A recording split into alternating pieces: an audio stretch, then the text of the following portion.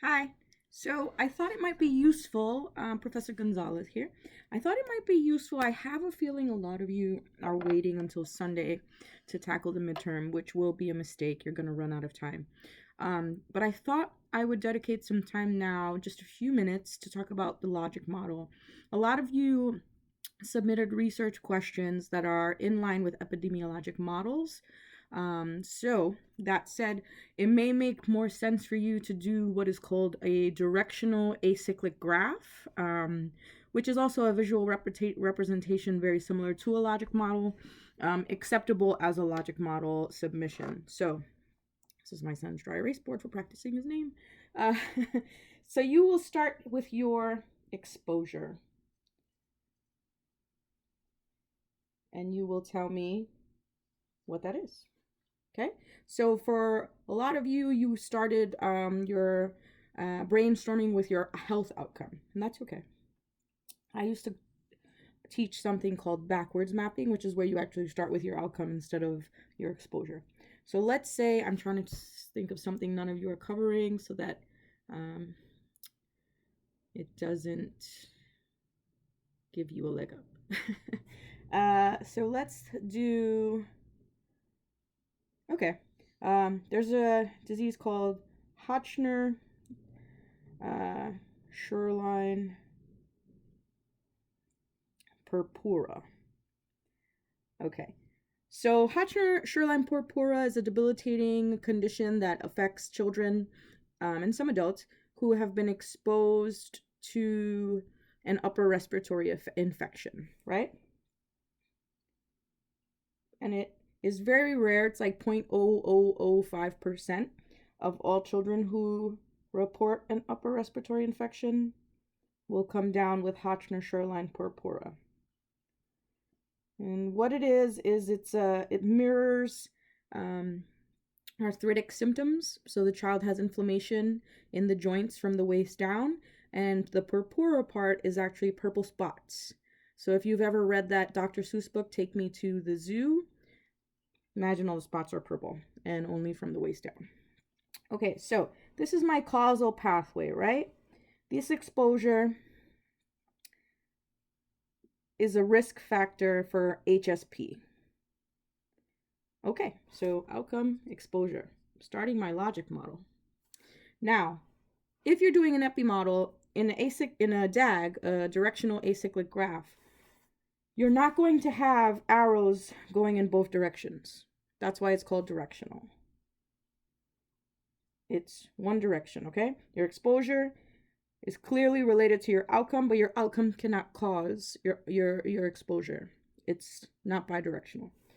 So then, if you go back to your epi days, you're actually going to do something like this. In this logic model, what is a potential confounder that would lead to both of these? Well, some people think that poor diet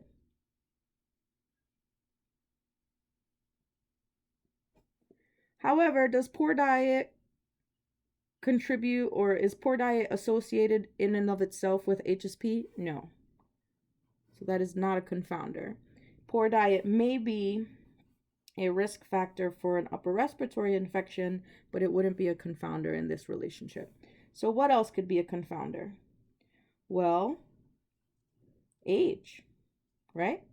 You have to be of a certain age to have HSP or to be at risk for HSP, and you could be at increased risk if you're very young or very old for an upper respiratory infection, right? So that's just a hypothesis, but it's a good start for trying to figure out what your confounders are. And so you're just going to keep doing that. What are additional confounders for my exposure and my outcome?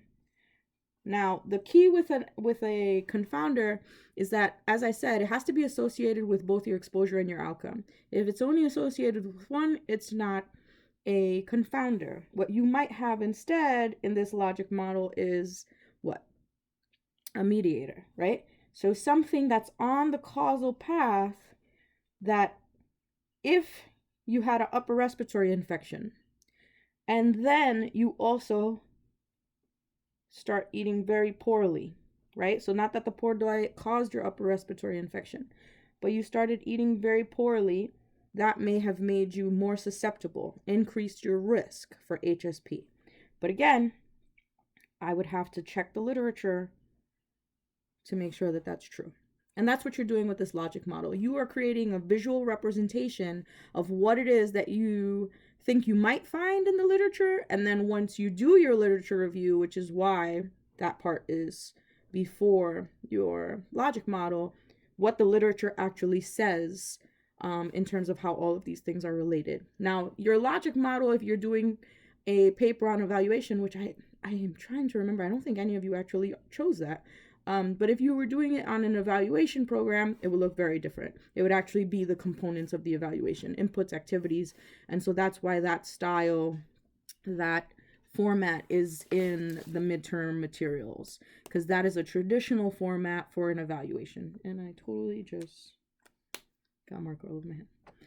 All right, folks. So please do not wait until Sunday, because you will run out of time. Writing a literature review in and of itself can take a couple of days if you really want to have some decent writing that you're submitting to me.